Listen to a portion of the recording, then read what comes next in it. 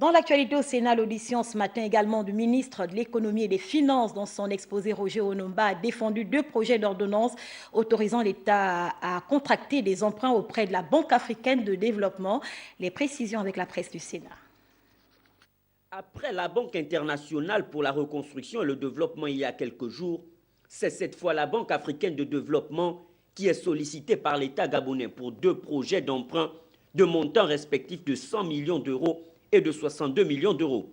Pas plus pour emmener les sénateurs à tirer la sonnette d'alarme. Le seuil stratégique de la dette dans la loi des finances 2019 est fixé à 35%. Je voudrais savoir à quel niveau sommes-nous.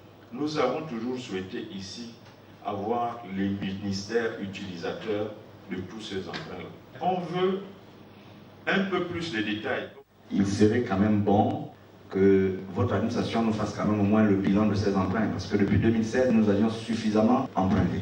Pourtant, le nouveau patron des finances, venu en présenter les exposés des motifs, rassure sur l'orientation et les objectifs de l'opération financière.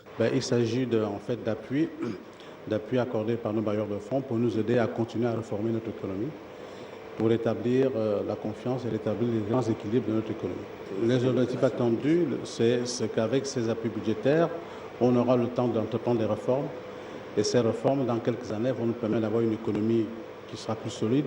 Pour son baptême de feu à la Haute Chambre du Parlement, Roger Onumba a eu droit à quelques questions d'actualité, dont celles liées à la hausse du prix du carburant. Depuis quelques années, nous sommes dans un système de désindexation. C'est-à-dire qu'aujourd'hui, le prix du carburant est partiellement indexé au prix du baril de pétrole. Autrement dit, si le prix du baril de pétrole évolue, le prix du carburant évolue aussi.